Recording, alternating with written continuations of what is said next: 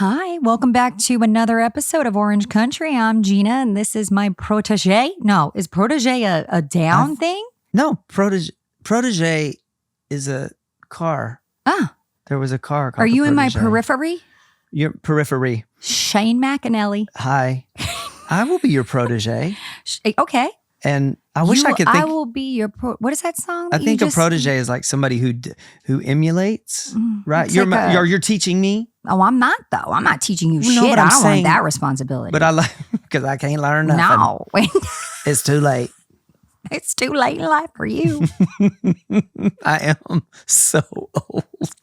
You are not. You don't know. Do you know how old I feel old when I'm with Marissa? You do? Yes, because she's so young. She is. Now Everybody thinks she's my little sister. She's your protege. She's There. my That's what it protege. is. She does. You know what she told me? That Y'all she are learns so a lot similar. from me. Oh, and I was like, God. mostly what not to do. I was about to say, that's terrifying. I know. And she thinks I'm smart.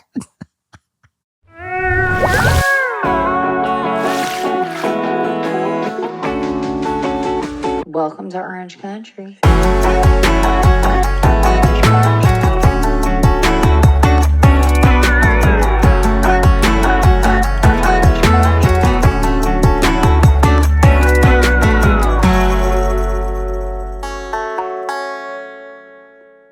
I went to Anna Wintour's house. That is she just like The Devil Wears Prada? Because that's how I envision her. Well, that has never been publicly proven that that's about her. Right, but like it is. Okay, so I'll just tell you this. She was awesome, and she definitely has an air of she's a bad bitch. She's in charge. That haircut alone. But I know, and the style of it, that she's kept it that way, the sunglasses. She came to Shucked.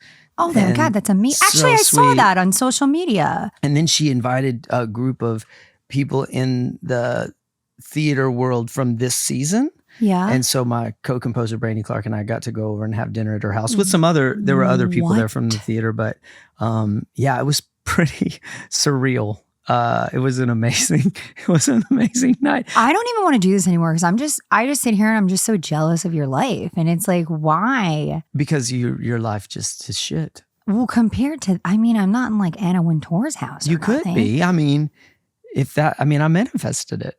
Oh my gosh. I've watched The Devil Wears Prada so many times. I know. It's not so true. great. I got to quit saying that. That's not true. Now that her and I are really good friends, I don't want to repeat that. Because she's very sweet. Is she very sweet? Sweet? I don't know. I don't know if I would say sweet. I would say very smart and interesting, and definitely you feel comfortable. Okay. I don't think That's a she good would. I don't know that she though. would describe herself as sweet even. I mean, she wouldn't maybe even like that. Right. So, She's very, she has a presence. Let's say that. For You sure. definitely feel like there's magnetism there. You understand the allure for sure. And also so engaging, asks so many questions, remembers everything, you know what I mean? I love people like that. Very, very connected. And they care. And she cares. yes, absolutely. So yeah, it was fun. What did you do there? Well, What does her house I was look really like? uncomfortable at first because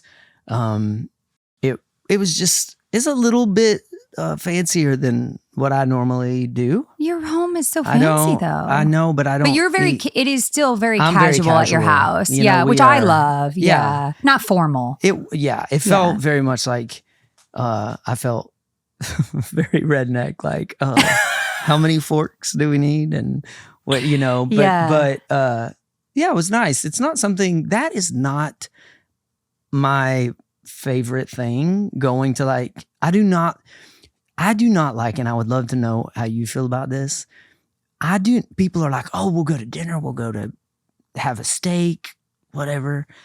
I do not like that. I feel trapped at a table when there are, first of all, those kind of restaurants take forever for the waiter to come. They want, everybody has drinks before and hangs out. Then maybe you'll order an appetizer. And the waiter, if you say you're not ready, they don't come back for half an hour.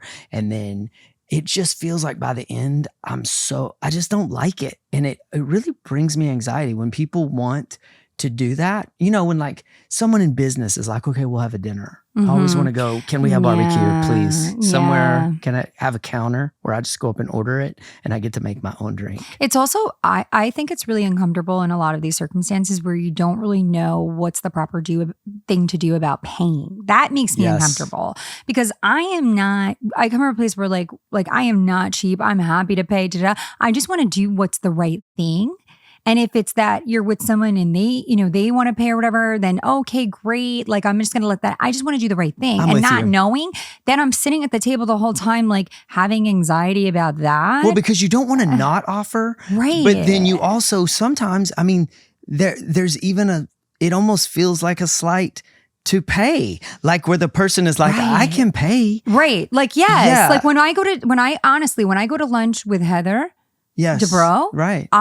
I'm very much like, I'm going to pay my half of this bill. Right. Because I don't want her, two things. I don't want to be like I can pay for half of my freaking lunch, number one. And number two, I don't ever want to make her feel like I am there just because she has money or because she can pay. And I don't want to make her feel like she has to do that. And it's just probably weird. A lot of times, I will say, I like to pay because I like to alleviate that. Meaning I just do it and try to do it as fast as possible. Me too. Then when the person says, oh no, I'm just like, that's it. Like, right. It's I'm already like, done. please, I actually say like, don't be weird. Don't make this weird. Yeah, exactly. I remember when I was a kid and my mom, if people would try to pay for dinner, my mom it would actually get so awkward because we didn't have a lot. And I think her mentality was, we can pay. Yeah. And so what would happen is the person would try to pay and she'd be like, absolutely not. Absolutely not. You know, it's a pride point. It's a pride thing. But then it's cringy. It's like, so now if someone's putting up that much of a fight, I just say, okay, I'm going to let you do it. If this means as much to you. Because I just don't really want to rock the boat here. And I also, it's not a thing. Right. So, you know, it's like, I'm happy to pay and would like to just knock that out. But if it's going to actually insult your pride and you know what I mean? Right. The thing is with me, before I had anything, people paid for me in so many situations. And I mean, I always had people taking care of me. And my friends would always joke like, oh, you're the richest poor person we know because I was making no money, but people would always give me stuff or take me on trips. It's great. And you know what? I let them. Yeah. And I let them with the intention of knowing that someday I would do that. And I do. That's awesome. You know? And so I feel like, and I tell people that if I have someone that I want to do something that maybe wouldn't be something they would normally do, I'll say, look, someone did this for me. And it's pay it forward kind of mentality. Exactly. Okay, and you so can basically do that later. It's like, where are we going? Well, where are we going?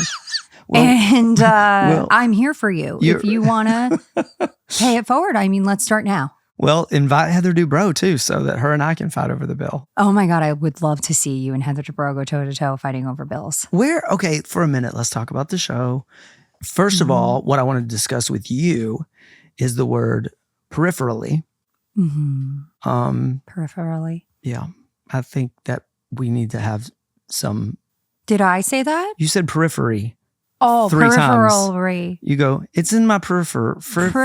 They were periphery. I had friends that were periphery. That's what it was. Periphery? You were talking about, we weren't. What was I talking about? You said we weren't good friends, but we were in the periphery. Yeah, we were like peripheral friends. But you didn't even know that was funny. They showed you say it like 3 times. No.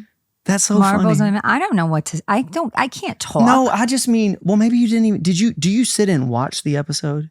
Yes, okay, I do. So you saw the edit, but you have to. Yes, but now because of I did watch What Happens Live. I'm ahead. So I kind of forget a little bit about what happened then. And I'm so used to watching myself say the stupidest shit at this point that like it just rolls right off my back. It was actually very charming. Oh, it was adorable. Well, but they showed you say it more than once. I love that thing they're doing this year. I will say the show this year is being edited and cut so well. They did a thing where you were talking over a segment and it was cut. Yeah, it was edited different. It almost looked like a documentary. Yeah. And it was like they showed you talking and then they rewound and like. Yeah, they keep doing that. Cool. They keep doing that. I know. I like it. The editing is phenomenal this year. It definitely feels like next level, like they've put For sure. more into it. Yes, and it's funny and it's engaging and it's interesting. I am actually really enjoying watching the show this year, and I can be honest, I've really never enjoyed watching it before. So that I think is a really good testament to how it's being composed and compiled, because it's very interesting even to me, and I lived it, you know? Well, speaking of that, you did something on last night's episode that I saw that was very unlike you to me, and I'm real curious. Oh, I know what it is because I brought up that. Is that where we are? Yes. I know, I totally did. I went in. So you started asking questions of Jen. Yeah, after I told Heather, okay, yes, we will not bring this up. Yes. So, I know. but it also was just is it the and I'm sure we can't say too much because the shows will unfold. Yes. But in that where you were when you asked her about that, was it because of the infidelity stuff? Was that just pushing a button that was making you question it a little more? I was honestly bothered by that. Yeah. I was bothered by it. And I talked to Travis about it prior, and I talked to my girlfriends about it prior, and I talked to my dad about it prior, and I was like, I just don't I was, you know where I was with it? I was hearing a lot of chatter from Tamra, other people in my neighborhood. I was hearing the story of Jen where she always wanted to, I felt, justify her actions. Well, and then, but I'm trying to believe you're a good person. And then I'm on Instagram and I see, okay, but you're saying Tamara's one of my best friends. We're best friends. And then I see, but now you're going to it was insensitive. You're going to post this post about your business thriving through COVID when you're attending that. It was the timing was very bizarre. Right. But I will say, it was catty. I will say what I have only seen, the first 3 episodes that have aired, and I like her. She's extremely likable. And what I like about her most is that I do feel like, besides this, which clearly there is some gray area as to what happened, because she feels defensive of it, or, she doesn't want that to be her defining only moment. Yes, exactly. Of course. So there was something though last night that I was like, God, I really like her because the way so it was when Tamara said, when you said what you said about this story, and then Tamara came into the conversation, and then Jen said, do you really think I would do that? Yeah. And Tamara goes, well, I don't know. And Jen goes, you do know. Yeah. And I loved that. Yeah, she because does. The truth is, herself. she was like, you do know I wouldn't do that. Like, I just thought it felt very genuine, that interaction from her. Right. Like, don't crucify me when you know who I am and you're trying to make it. Yes. You know my heart. I mean, I always love to say that to people, because in business, there's a lot of things that happen where people are upset that maybe in the beginning at our label, we thought we could do something that then later didn't work out, or, and I've definitely been in situations with people where I'm like, I absolutely wanted this to happen. My heart. I mean, I wanted this for you. I don't know that people always believe it in the moment, but I just think that moment when Jen said that was interesting, because she was like, no, you do know. You don't say you don't know. Right. Anyway, that was a little recap of OC that may or may not end up on this. Every once in a while, I know it's out of character for me, but at the same time, I am a human, and it turns out I am capable of a little subtle trouble. Subtle trouble. That's what I like to refer to myself as. If I had a nickname, it would be subtle trouble. I love that. Yeah, because things bug me. When something bugs me, I don't let it go, and then it builds and builds. What happens in your relationship? Same thing. Is it? But do you say it right in the moment, or is it like, that felt funny? I usually spit things. That's my problem. I do have that problem. I've never been accused of like having a finessed timing. Like if something bugs me, I just spit it out. I don't think about it. I don't contemplate it. I'm just like, this feels wrong, and I'm going to say this now. There's no, which sometimes works against me because I don't have, I'm not calculated. Yeah. And sometimes I wish I was more calculated, because if you're calculated, you just kind of say it. I just get that. I just clear it out. It's going to be interesting to see, like, as you get more, I don't even want to say comfortable as much as more of your personality, because I already see on the show, you're becoming less and less aware of Oh yeah, of it's the awful. cameras. Yeah. And it really, because I know you and I've never known anyone else on on those shows, it's interesting to watch, to think, oh, she's almost forgetting that those cameras are there. And it makes me know how some of these people that you think, how in the world did they do that in front of the camera? It's because they've been doing it long enough that they don't think about it. Also, this I will say too, I've actually from the beginning been pretty good about that. For whatever reason, the cameras don't really bother me so much. Right. And I've been who I was. What I will say is the longer you are on the cast, the more invested the viewers and the fans are and to you. Totally. And then the more that they highlight, they're watching you. They watch you, they highlight and they show those things, because at the beginning, it's just like get to know you in general. Who's your family? Where do you live? What's your deal? What do you do? Now, all of that is established. So now what do they have to show? They have to show the little small intricacies of your personality, your quirks and your da-da-da-da. So I've actually always operated like that. I would think that if anything though, now I'm becoming more aware of the fact that it's going to show up. It's all showing up, but I can't actually stop it. You said something about that woman's husband being short. I know. And I kept thinking, oh my God, Gina, he's going to see this. I know. You said he wasn't of stature. I know. I did say that. I know.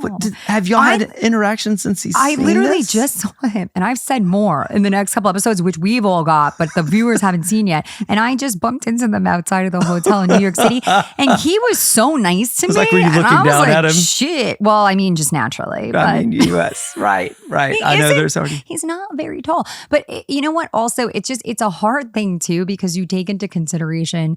I'm not in the business of being mean. I am in the business of taking the shot for the sake of the joke. Like, I love that. Yeah. And it is what it is. But yeah. Also, if you're going to be in this show, in this industry, you have to learn how to take a shot. Yeah. So I can tell you this about him. That is a nice thing. I'm pretty sure he could take a shot because he acted like, we were great friends and da-da-da. So that's the one thing I could say. That's real good. Quick about him and her. First of all, sorry to keep going on the show. I don't even know if we're supposed to go on and on about the show, but it's okay. Last night I noticed between Taylor, Jen, Tamra, maybe just the three of them, maybe someone else, everyone has the exact same hair extensions. Oh, they are the same length. They are the same wave. They are the same color. They're all laying over their boobs or however they do it. And it's like... It's very Southern California. But it's way too much hair. Nobody has hair like that. No, it's definitely... it's all extensions. But that's Southern California. That's Orange County. But it's so similar. Yeah. Like, honest to God, thank God you cut your hair the way you did. Also, I'm not even joking. They all have the same faces. They do. That's a real thing. It's like going into the Chinese buffet restaurant and you say, I'm going to have a number 4. And they all order off the menu, and they all order number 4. Yeah. Well, yeah, because it's the most popular dish in there. But that's got to be so confusing I was sitting there going... I confuse Jen and Tamra daily. Yeah. They're like the same person from afar. Their hair, it really... And then you add the other two that I said in there too. This is very, very similar looks. I'm glad you cut your hair the way you did. Yeah. Well, for many reasons. It didn't work for me. Beyond. That was me. My past life with my hair, that was me trying to be Orange County. It turns out I just naturally reject that shit. And now I'm like, I can't even try anymore because I'm not an Orange County girl. I'm a New York girl living in Orange County, and I accept that. Yeah. And it's better for me. And it doesn't look like, I just got off the trailer. No, it's just it looks like you. The thing that I was actually going to ask you about, because you just said before we started taping that that you had a text from Rachel from New Jersey. Yeah, from Jersey. And I don't know her. You don't watch New Jersey? No, I don't. I used to. I used to watch it all, well, not at all, but a lot of them. And I knew that there were 2 girls new. And I just was in New York, and we had like a mutual friend who wanted to connect us because he was like, oh, you're going to love her. And so he put us on a text. So I was just texting with her a little bit, and she's really sweet. She seems really nice. And well, that show, I think you might need to get caught up because I don't know if I can handle it. It is the most stressful. That reunion. That's what I heard. It was the most stressful thing. And I feel like the stress around Beverly Hills and, but God, this particular reunion, I was like, it makes me so uneasy. Because they're family too. That relationship. So. I get so annoyed.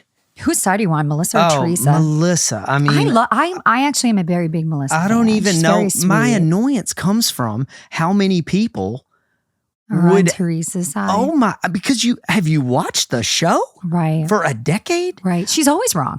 Well, she's never wrong is the thing. Well, that's you know a problem. what I mean? Yeah, she thinks she's never wrong. And she's like done so many things, and I just get so frustrated when I look online and people will get really pissed. I mean, probably even at me for saying this. And I have a dear friend, name drop, Kristen Chenoweth, who.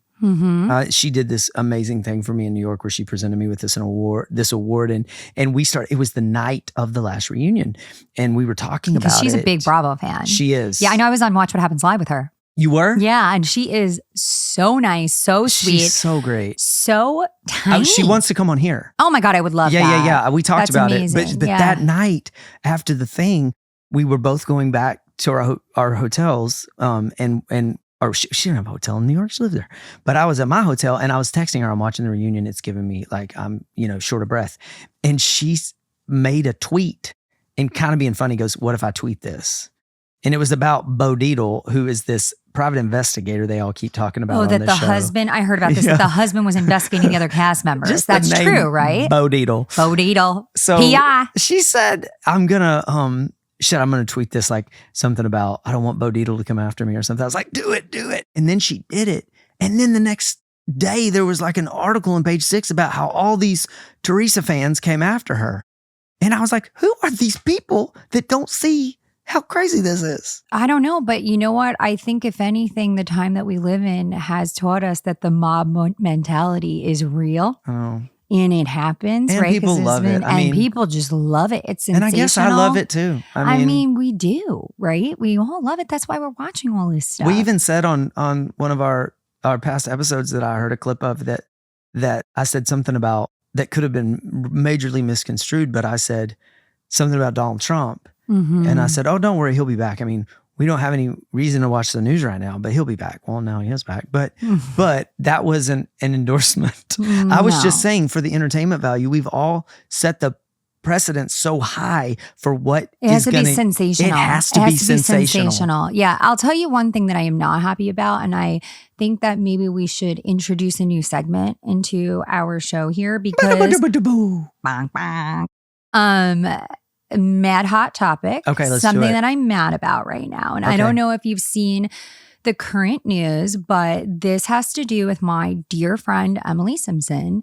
I am very angry because what happened to her was she just recently now is kind of catching heat because a few days ago, she clapped back to, people on the internet who were accusing her of being on Ozempic. And then she clapped back and said, don't take away my hard work from me, speaking up for herself, which, I get accused of it all the time too. And I'm not on it. And it's not a judgment. I'm just not on it. Yeah. It's the reality. And now a few days later, I get it. She was on a podcast and she did admit that she did get liposuction this year. And she also is on Ozempic, right? She looks fabulous. What I'm angry about is it's bullshit. Like, this is my friend.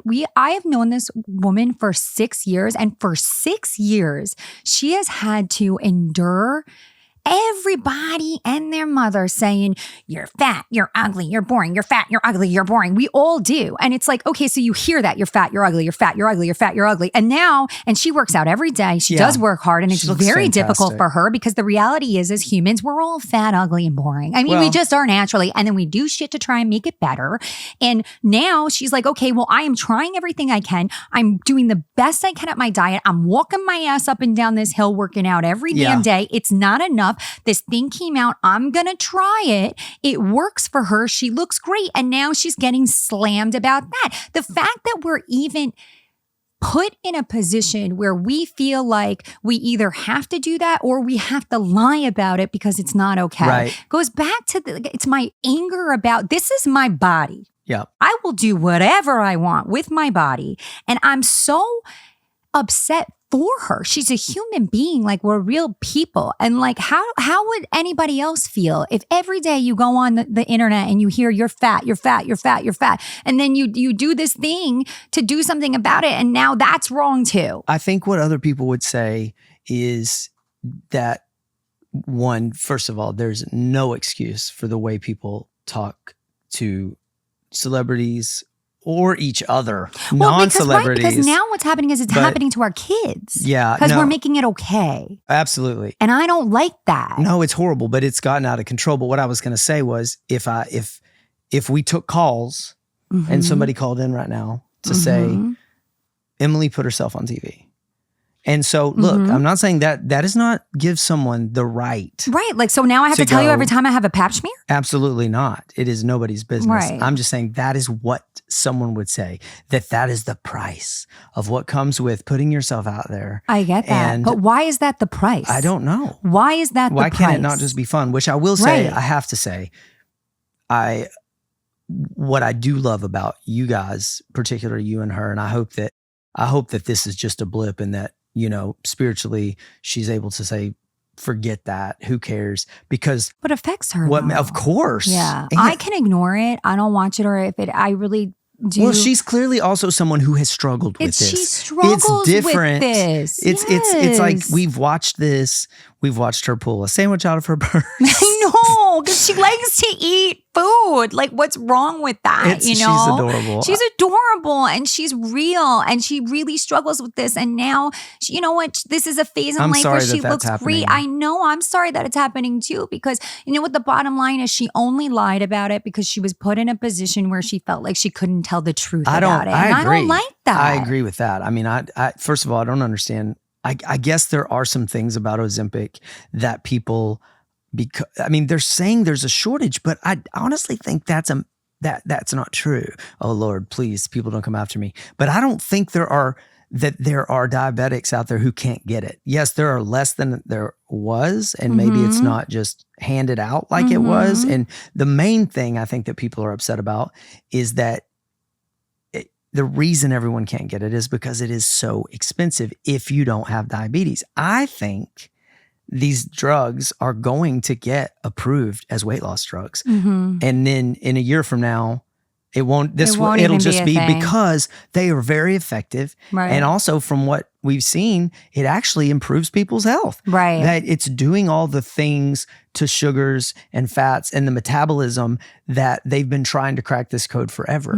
So, but the fact that people started lying about it, and you're right, she felt like she had to. Yeah, because she's being forced and I don't into know a cave. how much of that is because people think there is a shortage. I think that's something people are saying to really work people up. Like, people can't get it. Right. The diabetics are. Yeah. You know, I haven't actually heard proof of that. Right. I've heard people say that. But well, I know a woman, a friend who wanted to go on it, and then she came up as pre-diabetic. So instead of just paying for it outright, she went through her medical. Right. And her insurance went up, obviously, because now she's flagging herself as pre-diabetic. Right. But she didn't have to pay for the drug. So, and there wasn't a shortage there. So I don't know. I have no idea. Yeah. But if there is, to me also, that seems more like a big pharma problem and not a consumer problem. Well, and if the doctor is giving it to her. That's what I mean. Like these doctors and these pharmaceutical companies have to save it for the people. You know, I mean, if they're like, oh, I'm making more money by selling it to consumers, it's really not the consumer's fault. It's really their fault. I mean, they gotta. And honestly, right now, I mean, I don't know how there could be people that need it because I know so many people on it. And the truth is, the other night we were at dinner and there were like 8 people, and the waiter came over and said, something like, what are y'all going to order for appetizers? And one of the women was like, well, here's the deal.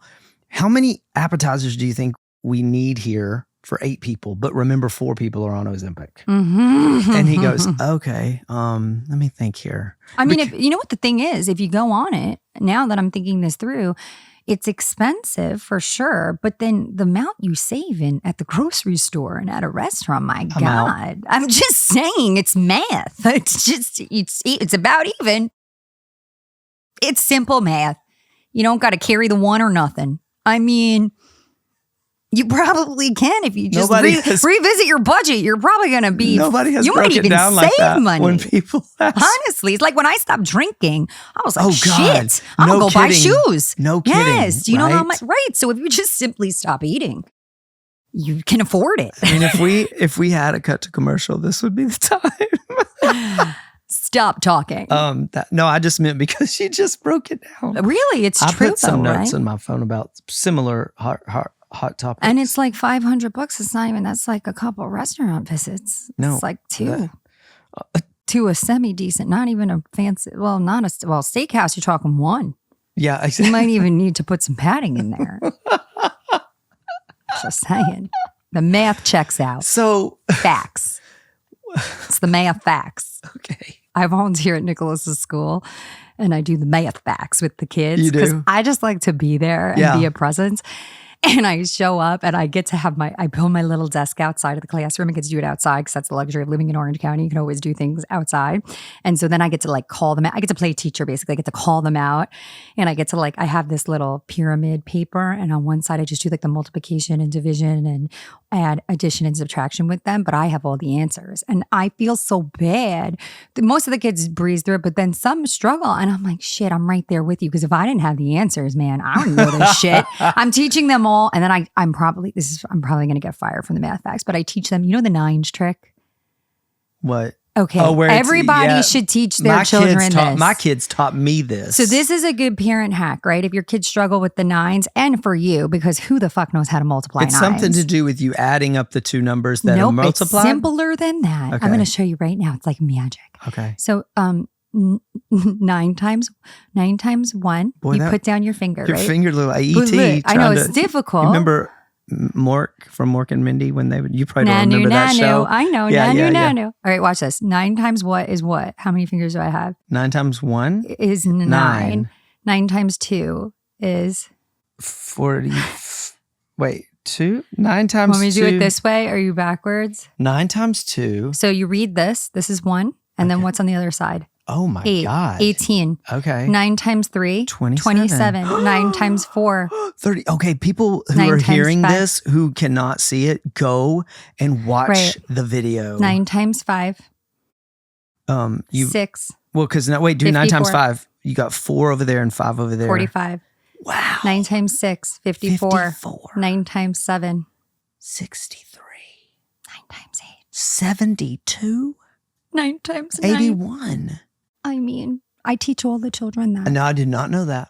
No, I'm going to show my daughter that because she struggles with remembering her. No, she doesn't have to. I thought there was, I guess it would be similar because of the math. I thought there was something where you added the 2 numbers. I don't even know what you're talking about. Okay. It's just you. I like to just look at my fingers. I have a very math brain and so that kind of thing appeals to me, just hearing the different pathways. It's hard. Yeah, you like showing off. So. Well, no, it's fun because you can go like, oh, if but my son does that. And I have twins, so it's fun to watch. Well, it's also sometimes sad to watch the way someone... The differences. Yeah, because his brain just does that. So does Nicholas. And really. Sienna struggles. My daughter struggles. Well, I do think there is something in the male and female brain. I mean, no, there is. No, listen. Now that's okay. Let's go. All right, let's go. First of all, I'll tell you that girls are so much more mature and much more... But when it comes to numbers, it does seem statistically there's something in the way that our brains develop. I think that you're probably more developed because you have more years of proper education. Because but really, I mean, it's like a developmental. It's like evolution. But most people, it really is. Maybe you're right. You've had more years. But most people would say when you talk to someone who has a boy and a girl, or they'll go, yeah, my son gets that. Now there's reading. It flips. Mm-hmm. My son he can't comprehend as much. He reads something and it just goes right out. She can read and with, what I mean? Deeper, keep the story. Level, now, I mean, I'm sure smart kids can just do it all, but I'm just saying it seems like the comprehension of numbers to letters, one seems to favor boys and one seems to favor girls. Yeah. I wouldn't disagree with that. And not always, but I think it also has to do with the type of brain you are in general. Like my daughter is much more creative minded and my son is much more practical. My daughter wants to just he likes to draw. do crafts and draw all the time. Mm-hmm. And he wants to play basketball, but he also loves stats. So he loves the numbers, ranking people. So that goes in numbers. Yeah. Yeah. It's really interesting. So what you got? My mother. Oh, I love, we're going to really go in deep here today. I love her so much. And I do. I have the greatest mom. She is just. I've heard some things about she's your mama, a character beyond your wildest dreams. Let me tell you a story about my mom. This will give you context. So my mom, one of the reasons when we start talking about Emily's dieting or working out, I grew up in a house where all we talked about was that. Oh. My mom was obsessed with, she's always been thin. A Weight Watchers. But she was just whatever the fad was, our whole life she did it. It was like a hobby. Okay. And she never changed. Her weight has always been low, but she was just interested in it, which makes me interested in it. If I meet someone, I'm like, oh my God, you've lost weight. What are you doing? It is not about the judgment of how big or small they were, but it doesn't matter because what happens is it sets a standard. And side note, I've learned that even if I'm just talking about my own weight, my kids take that. It doesn't mean I'm saying to my kids, you should worry about what you look like. If I'm judging what I'm looking like, they're going to do the same thing. And that's something I didn't get. Modeled behavior. And I didn't get that till, but luckily I got it in time for my kids, but I did not get growing up that's what I was internalizing. I was watching my mom judge her own body, which made my sister and I do that to ourselves. We almost have a memory as if she did that to us intentionally, but she didn't. She was just very conscious of her own body. But on the latter side, when this is just one example of something my mom did that'll just tell you the kind of crazy that we grew up with. So just don't beat around the bush. So and everyone, a lot of people around me know this story, but anyone listen to this hopefully won't. It'll entertain them, but and hopefully not have your mom cut you off. It might. Luckily, she can't figure out how to listen to a podcast. Okay, we're so lucky. Okay. Then go for it. She sees these clips on Instagram and she thinks that's what they are. You have to block her. She thinks they're on clips. Instagram. She thinks, she's like, I see you and Gina talking and those are so funny. Like, where do y'all do those? Oh my God, I love her. Can she come on as a guest? They come from, oh my God. She should. If we could get her going, I'll get her going. I'll rev her up like a lawnmower. I will. So when I was in high school, I was the mascot. Oh my God, I love everything about this. Okay, what was the mascot? That's not the punchline to the story. Okay, but what was it? A ram. And he was called Rambo. Oh my God. And so I had the full fur, horns. Oh, that's just so great. A lot of people say I was the best mascot they ever had. I was just... I was definitely the first male mascot they ever had. Because this was at a time when there weren't boy cheerleaders. There weren't, we did have a boy cheerleader my senior year.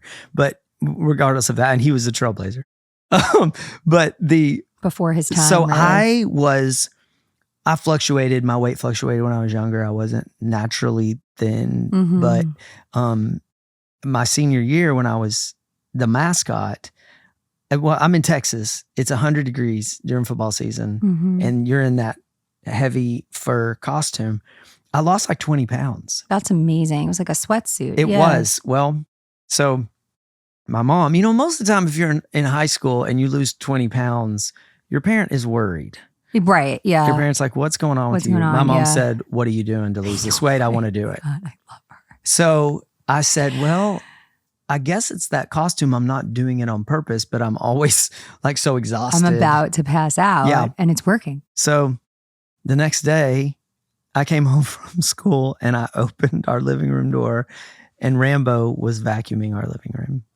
My mom was wearing the costume. Do you have any footage of this? Because if I could just no, I didn't know to record it. Oh my gosh, that would have. I didn't know it was going to happen. Also, we had a tanning bed in our living room. I didn't know that this was weird. Oh my God, your childhood would have been a gem of a documentary. Here, let's document it. There's so much right now. The thought of, and I don't know what it is. The thought, it could have been a comedy. Or it could have been a horror like that. Can you imagine walking in and the ram is vacuuming? Oh, that could be disturbing. It did scare me because I didn't really know what was going on. It took me a second, except is that my the mother fact that my mom a serial killer? Well, the fact that the vacuuming helped to not be as scared. That was a dead giveaway. But because she vacuumed every day our whole life, she was a vacuumer. Yes. Mm-hmm. So there's a sequel to that. So that's a story in itself. So it's a gem. A decade later, my little sister is a cheerleader, and there's a mascot, and it's a girl named Tootie. Oh my God. And my mom was in the locker room. She was like the cheerleader mom that week. Like I would say she brought snacks, but my mom didn't bring snacks. No, she's not trying to feed anybody. No. She's not trying to chub you up. So I don't know what she was doing in the locker room, but basically she was in the locker room. All the cheerleaders go out to the football field. Well, Tootie was sick. She didn't feel well. Aww. And so, my mom said, give me the costume. Stop it. Oh my God. And she didn't tell my sister or any of the other girls. She goes out on the football field as Rambo, does half of the football game, and my sister, who's the head cheerleader, is realizing that Rambo's not doing the routines, not doing what they're supposed to be doing. They're just kind of standing there dancing. She goes over and she's like, Tootie, what are you doing? Oh my God. And the mesh eyes, she leaned in and she saw my mother's face. Oh, and she was God. like, what are you doing? And so this is just like, my mom was like, well, I'll just put it on, maybe lose a little weight till halftime. What the really scary part about that is that it was a 10-year gap 9 years between my sister and I, and it was the same Rambo costume. Oh, so can you imagine? That is not good in That's there. how bad my mom wanted to wear it. Oof, that is a commitment to your goal weight for sure. I mean, but those stories, I could tell 10 of those. Oh my God. Honestly though, even though it was born out of like complete selfishness, it's actually really nice that she would be like, let me get out there and I'm just going to do this and there's going to be no delay in the show. The show must go on. That's ultimately that is who commitment. She is. I mean, and that is the show must go on. And she was always like, put me in, coach, in any way. That's great. That's my mom's mentality. Yeah. But she's been visiting. Okay. So that's your new house. How's your new house? It's amazing. I would expect nothing short less. Of, I can't wait for you to see I know. it. I got to get out there. We got to put a date on the calendar before I leave. That was like one of my things. It was like, we got to find time to get up there. It's really dreamy. I mean, Santa Barbara is, it's a dream place to live. I've never even been to Santa Barbara, so I'm excited to come up there. It is really something. But my mom is visiting and she's never been there either. And she, very sweet. I mean, she's just so enamored with the town and the fact that we get to live there and the house. She's just like, this is she's so probably proud. So proud of she's you. So proud. Yeah. But what I'd love to discuss is, and maybe we've touched on this before, is the my mother with my kids. It makes me a crazy person. And why is that? It is because the rules are so different than they were for me. And because than they were for you. Oh, that's interesting. Well, my mom was high strung. Okay. She was also, when I was a kid, she also was working 3 jobs. She was a single mom. Okay. A lot of stuff happened, that my mom just had a lot. Was your dad never in the picture? He was, until I was about 11. And then, my gosh. Yeah. And I can't even imagine. And then, I mean, I'll be honest with you, my dad went to jail. And it changed permanently. Like, is he still? No, he's not now. But and he's great. And it was a long time ago. And I very rarely talk about that in situations like this because I don't think it sheds the right light on my dad. My dad was very young.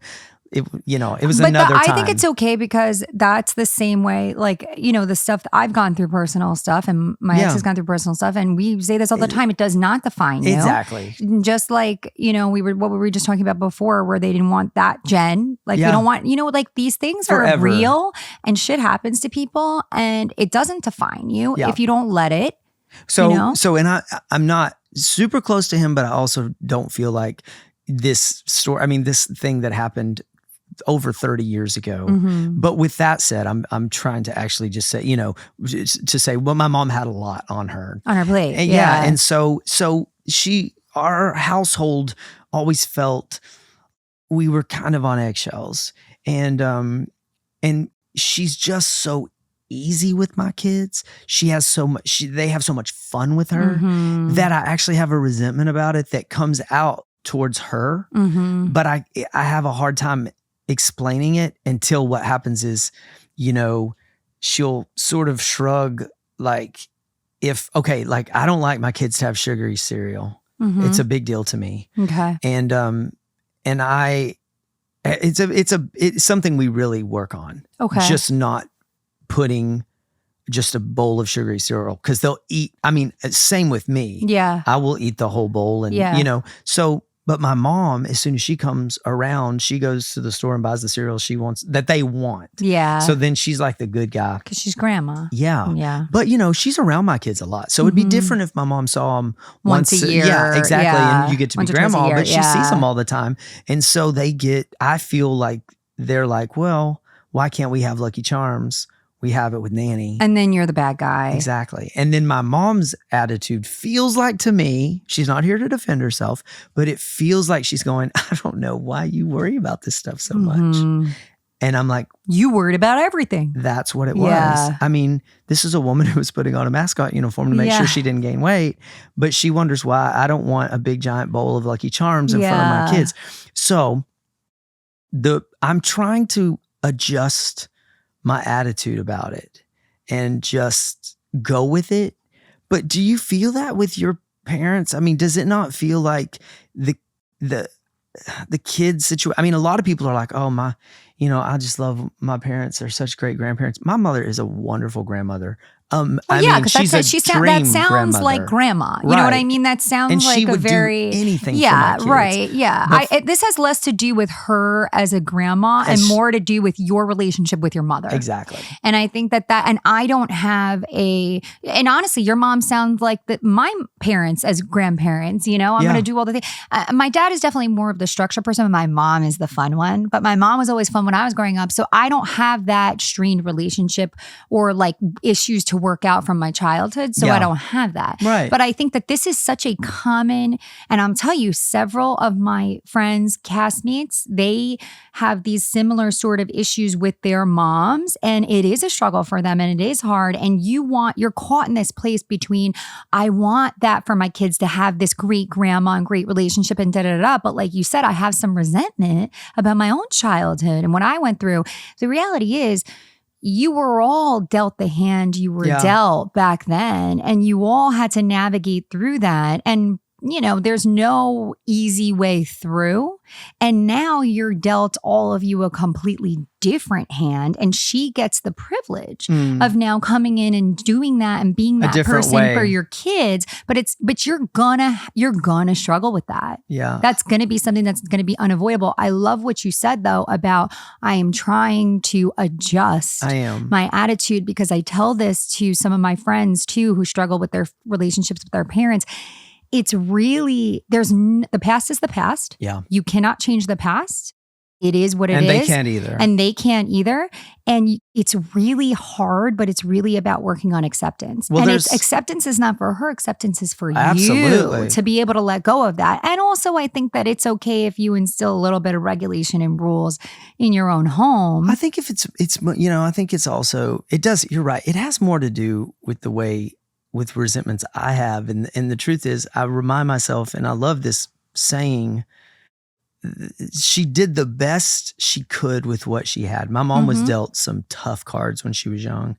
She had me very young.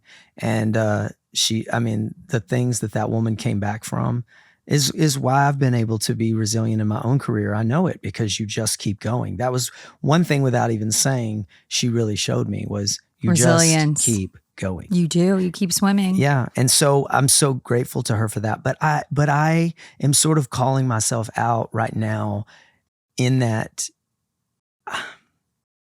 there's an energy when I'm around her that I withhold to a certain degree because I have this, it's like I want her to know that I'm mad. It's an ick. Yeah. And she doesn't know what, she feels uncomfortable.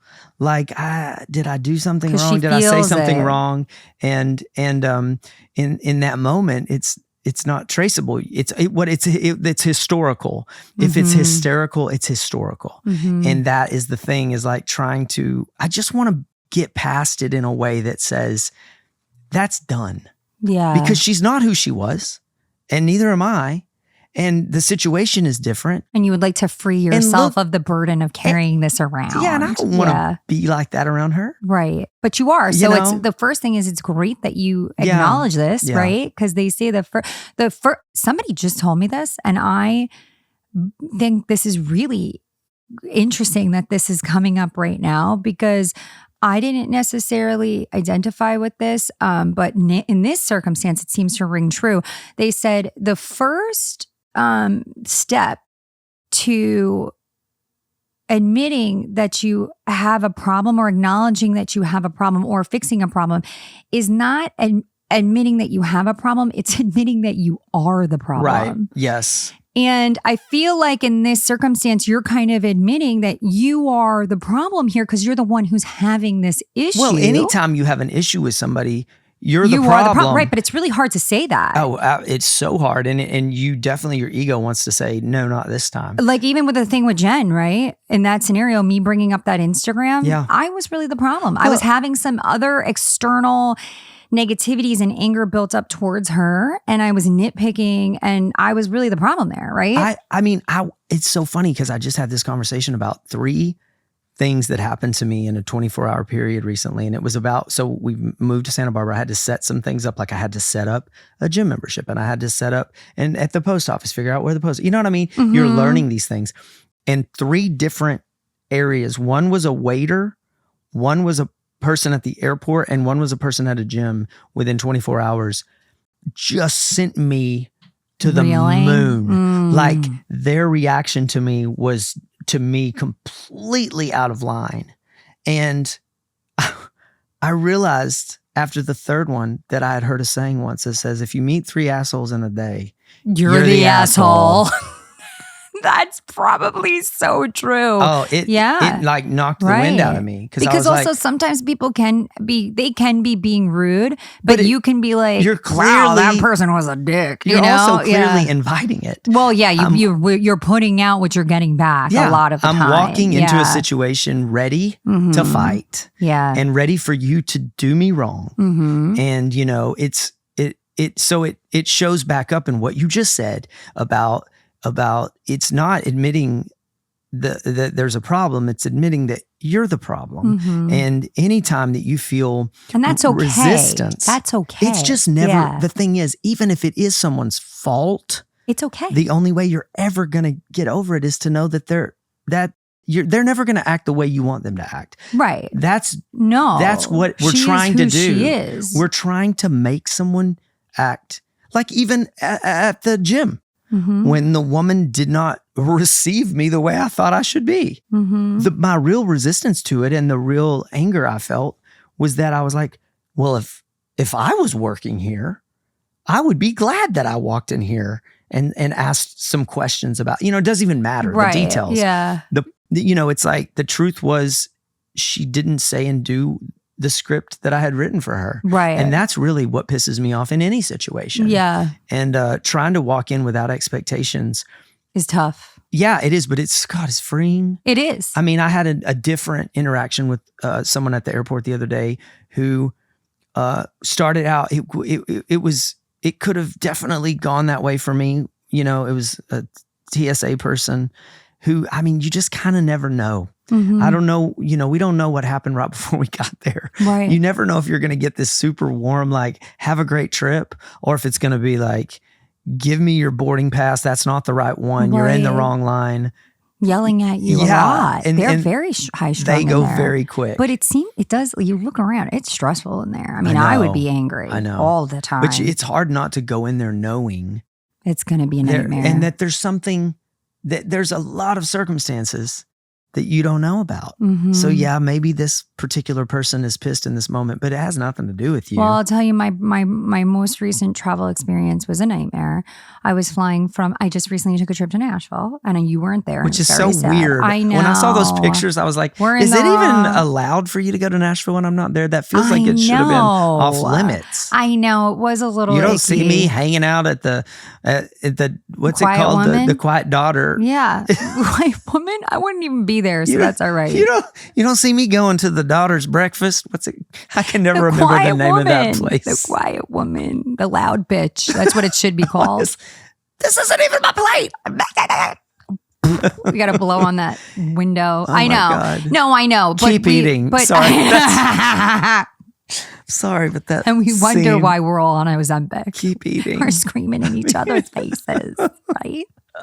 Yep. I talk about the internet. We do it to each other. I know. It's our. We get anyway, paid to I do keep it. interrupting you. All right, with but I'm Kelly sorry. Dodd Yes. quotes. All right. Let me get back. Let me get back to this.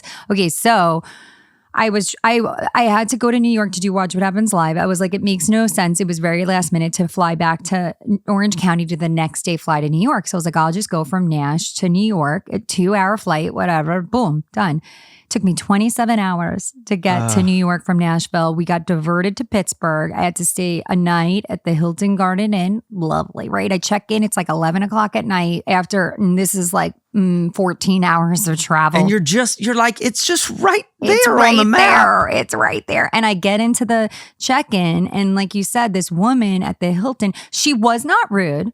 And she didn't do anything wrong. She just wasn't like super friendly. And I was like still, I don't know how I had energy left. I think it was overtiredness. And there was like a robot in the lobby, and I was like really excited about that. And I was like excited I think I was just so happy to be close to like a bed. Yeah. And I wanted her to meet me with that energy, right? Yeah, and she just did not.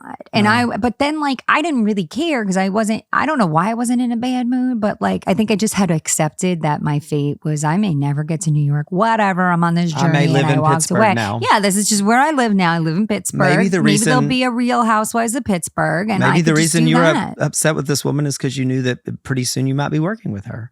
There was a good possibility. Yeah.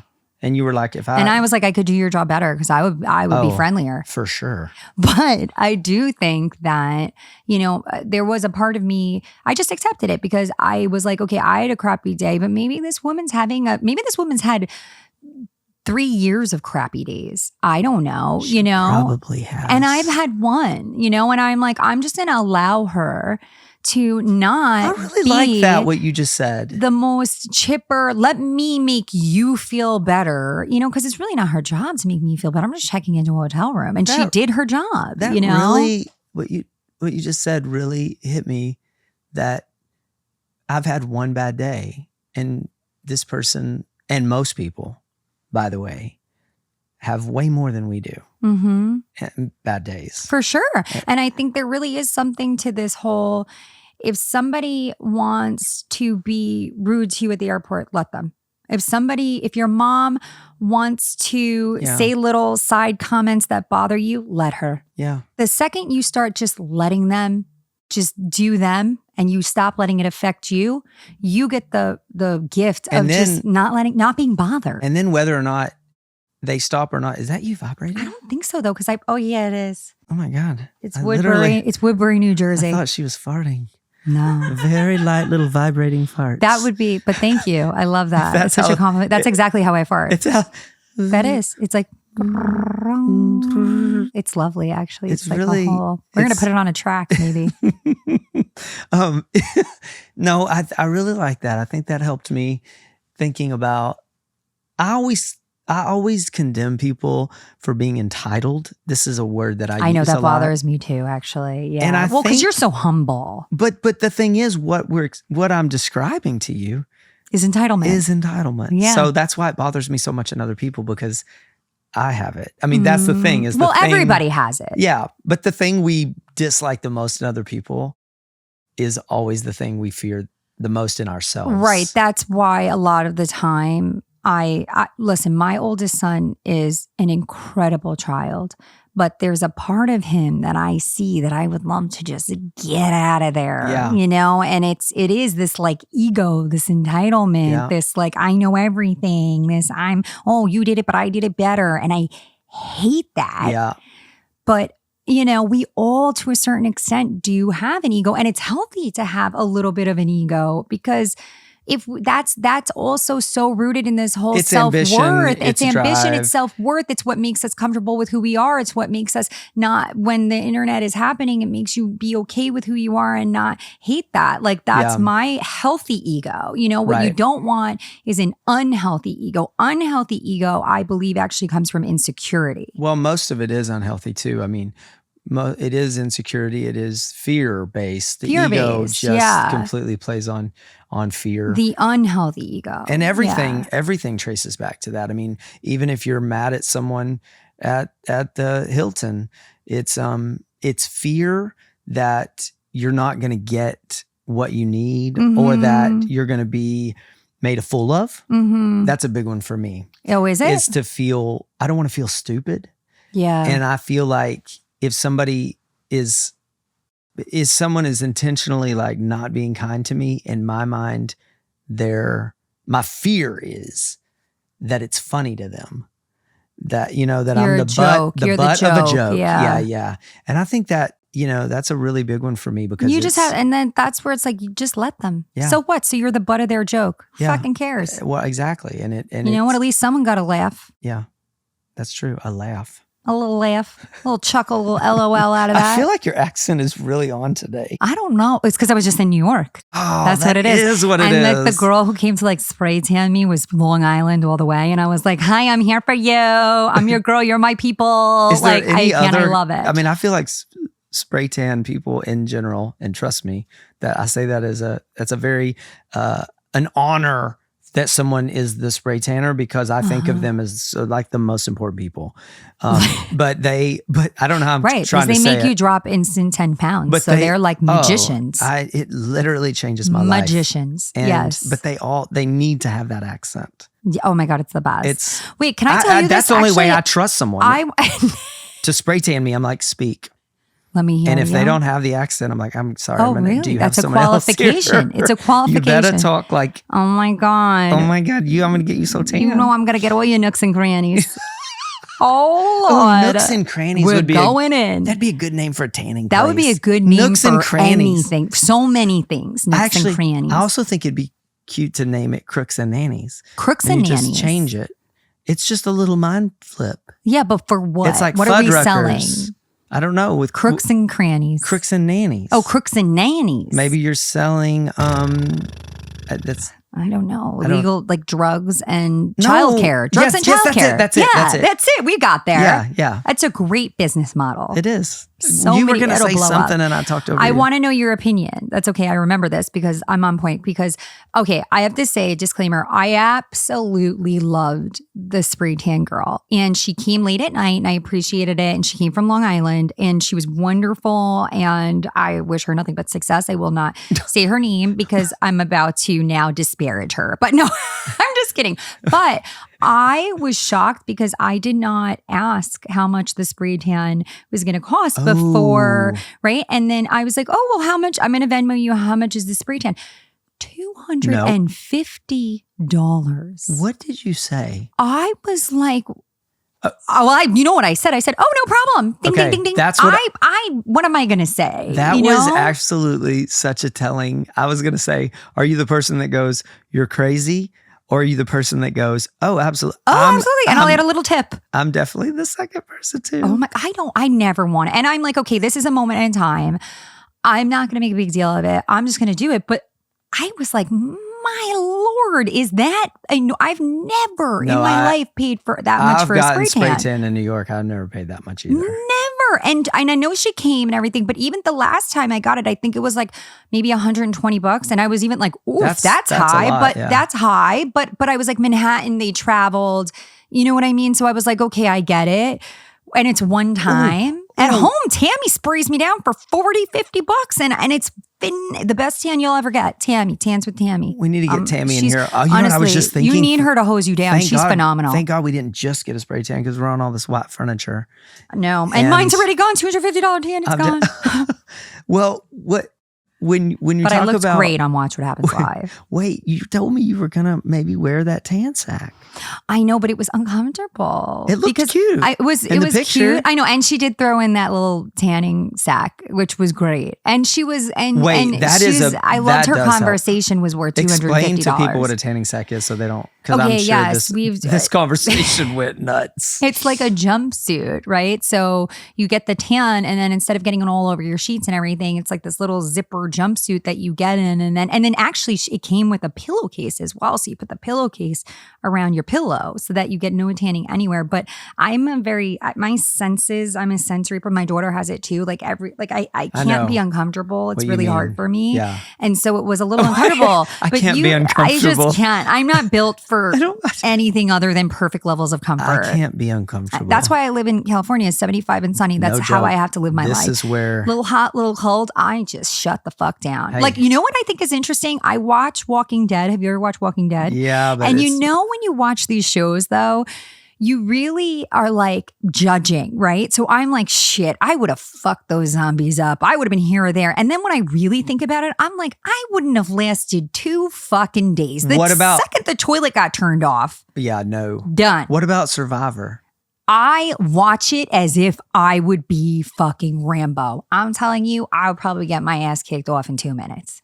Well, my husband is an amazing traveler, and he's also he's so good at like puzzles, and I love that he's shit. Very he would be great on Survivor. And when we first got together, he would always go, "We should be on Survivor. Like we should." You should do the Amazing Race. It was Amazing Race, not Survivor. What am I doing? Okay, it's Amazing Race. God, I'm a grandfather. Oh, thank you. I think those are the same show. You're losing it. So.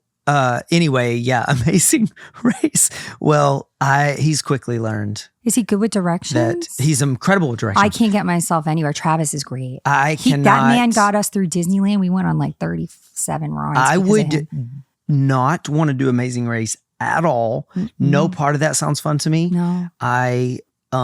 That we would absolutely get divorced. I would just, if he pissed me off, I would just stop. Right. I would just sit down. Sit down. In the fetal position, and maybe. Be like, I no longer want to hurry for you. I would throw a fit like a toddler in Target. Yeah. Yeah. I would sit on the ground and throw a tantrum. Nope, not doing. I mean, and I have thrown a tantrum. What do you do if your kids do that?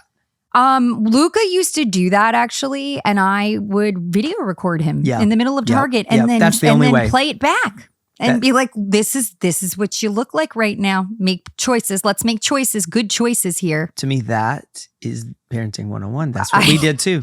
If they act funny. like we just start videoing. You look and insane. then it was stop videoing. Yeah, that's not video made. I said, no, I never will because this is how crazy you look. Yeah. I want you to know. This is a mirror, a little self-reflection here. We went last night walking around, still figuring out our domain. Is that the word here? Our town, checking it out, our new orienting. Town. Yeah. And our kids both got really upset because they were going in stores and they just want whatever they see. There's not really any rhyme or reason to it. They don't really need it. It's like, it's just shiny thing. And her, she's like, oh, I love bucket hats. I've always wanted a bucket hat. Oh, I need a keychain with my name on it. Dad, I have wanted one of these keychains just like this. Do they have slime? Oh my God, never mind. It's just non-stop looking. And it turned into not such a great night. Are you a yes person though? Yes. Yeah. And the problem is when I decide to say no, it's a problem because you always say yes. Yeah, and they really can work me. Mm-hmm. I mean, what happens with her? Oh yeah, children are like gangster manipulators. It's unbelievable. They really are. She'll ask for 4 or 5 things, knowing that she'll walk away with 2. Yes. Yeah. As opposed to just asking for one thing that we'll say no to. That is like if I can give parents advice, because I honestly just think I get overwhelmed. So I'm a no person because no is easier. But like that would be my advice is I actually think it's super fucked up that all of the supermarkets and everything too. Cause you're struggling, you're juggling children, you're trying to get out with bread and they put animals, all that crap at the end. Why is it at a grocery store? Because because we buy it. I know, but I mean, it's brilliant from a business standpoint, but it's super fucked up morally, right? Because I'm just trying to get out of there. It really makes it hard. And it makes the kids sad. And now the last experience they have when they walk out of a store is, Mom didn't get me this, Dad didn't get me this, I'm sad. And it should be fun. And it should be, but we bought turkey and I let you have like the Lunchable that's not super healthy. And that should be enough. Right. But it's not, because you get to the end and that's everything's shiny and candy and sparkly. And it's really messed up, actually. But I have always just said no. That'd be a good way to market a grocery store. We don't put kid shit in here. Right. Yeah. Well, Sprouts is kind of like that one grocery store, but yes, like it's a safe. Yeah. We need to create a safe zone. Yeah. Right. Where it's like the things you need. I don't want to go to a store at all with my kids. It takes, I mean, even like she's a gay dad's dream because she loves dresses. She's so into it. I know. I saw her bedroom in Nashville. Yeah. It was like my dream room. And she loves like going and buying dresses and stuff. But she also checks that box. Like she'll go, I'm going to go and try on these dresses and show Dad and you know, but my son's like that. That's not really what she wants, my daughter is not though. At all. My son's like that. Really? I love it. Well, I love going shopping with Nick. She really, though, what happens is that's just a means to an end for her. She does that part so that when we walk by a toy store, she can go in there. I'm already in that mood of we're shopping today. So it was not good last night. I can tell you, like her showing me different things that she wanted. It's nothing that she really wants. I think maybe she just really likes to buy stuff. Well, it's addicting. Yeah. It's fun to buy shit. Yeah, especially with someone else's money. Well, yeah. But then the problem, it is a slippery slope, right? Because you do become accustomed to that. She just has to work and make her money. And then she could continue to have that habit as long as she wants. Here's something real fun. So they're big enough now that we can put them in economy while we fly first class. It's rewarding. With me, I'll watch them back there. It's amazing to just like send them back there because they're so offended.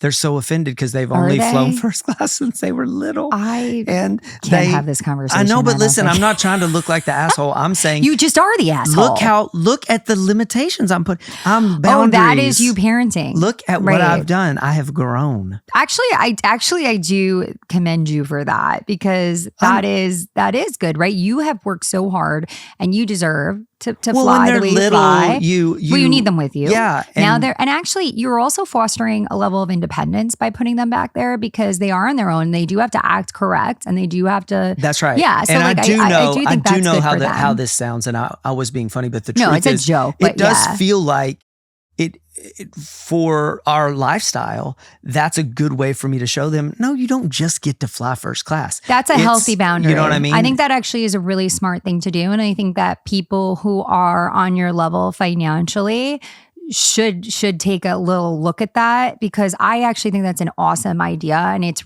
is a way for someone like yourself who is very affluent, and there's nothing wrong with that. It's not your fault that you work so hard that now you get to reap the financial benefits of how hard you worked. You deserve that. But you're also conscious and aware of the fact that you don't want to spoil your kids and turn them into like spoiled brats. And you're like, this is one of the boundaries that makes sense for us as a family. Plus, most important of all of this, it is so fun when they come up to first class and I tell the flight attendant they're not in first class and she sends them back and they close that little curtain. They're like, you need to be behind the curtain. And the kids are just standing there behind the curtain. It's great. That's really good. Yeah. So we'll present it like good parenting, but really it's just, you don't have to, it's not your problem now. No, it's not. It's not your problem. When that little curtain closed, her little face looking at me. Goodbye. And you know, the truth is she could still see me because the curtains are kind of see-through. And she just stood there, which makes it sadder. Her little silhouette, wondering if she could have, I had dinner. I said, eat your pretzels. Right. Get over it. Yeah. I'm sure they went with the water cart at least twice. She's fine back there. Oh, the flight attendants love it.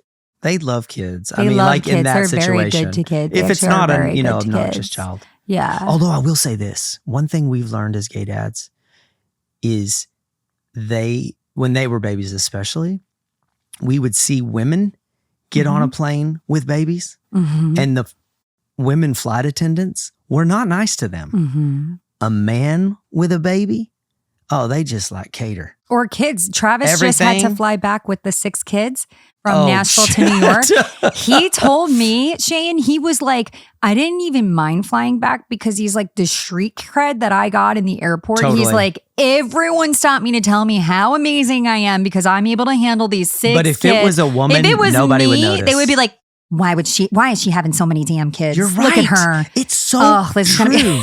He was a freaking hero. They're like, oh, look at that dad. Yeah. We get that all the time, except people always think. Can we take a picture with you? Can we steal you? You seem like a very good dad and husband. I'd love to steal you. Right. Yeah. They're looking at him. So did he go? He didn't go. He went and he's still with me. He's back. So yeah, he chose that life. That people always think that Michael and I are like 2 dads, not together. They think we're on a trip with our kids and they're like, oh my God, that is amazing. Where are the moms? Oh, like your buddies. Yeah. Oh, that's funny. That's interesting. All the time. Really? They always think that. Interesting. I wonder why people think the things they think. I'd be curious to know why. Like, what about it? Like, is like, I don't know, they're clearly just best friends. I just always like really shut them down. They're like, oh, where are their moms? And I'm like, they're dead. We're their moms too. And that way, we don't know. They just medically. don't ask anymore. Yeah. And boy, they're really nice to us then. Oh, we're just a couple of widowers. Stop it. And they see you're in first class and they're like, living off insurance policies. Oh my God, that's terrible.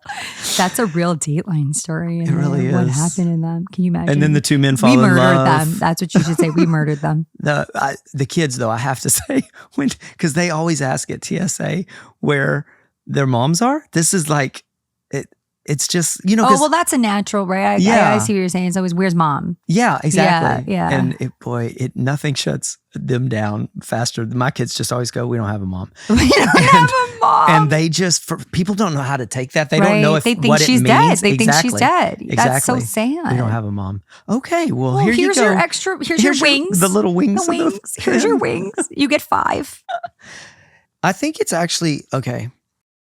In speaking about the making sure that people listening are following or subscribing on their different audio formats, platforms. Formats and platforms. So, but here's the thing, for someone who's not technologically savvy like me, I don't always know to go and follow something. Okay. Like I will find it, I'll see a link or something, but then I don't know that it's like actually first of all, it's easy because then when things come up from us, people see it. It pops up. And also you get, if you follow or subscribe us, Orange Country, on whatever audio platform you're on, generally then you get more access to more content or early release content, stuff like that. And it is super easy. And then you know what? Even, I'm a millennial, which is basically now like being the dinosaur. It used to be like you're the hip one, now you're not. But it's like literally if you're confused about podcast stuff, it's like just go to YouTube and type in Orange Country and it'll pop up and then you have to just click subscribe because that makes it easiest. Right. That's actually the way you describe that. Is perfect for people. Makes sense, right? It's basic. Yep. So I like, So what is this episode about? I don't even know no more. About subscribing? No, I'm just kidding. We just talked about that. I think there's we talked a lot about, I talked a lot about my mother. You did. I'm sorry if I bulldozed the whole episode. I am trying to be a better son, honestly. I think it's wonderful. And I think that your mom is ultimately, you're one of your biggest fans, and your own mascot. She's your mascot. I'm one of her biggest fans too, but I'm not. Well, I want to get better at showing her that. Mascots and mamas. There you go. There you go. I think that's all we need. Orange Country.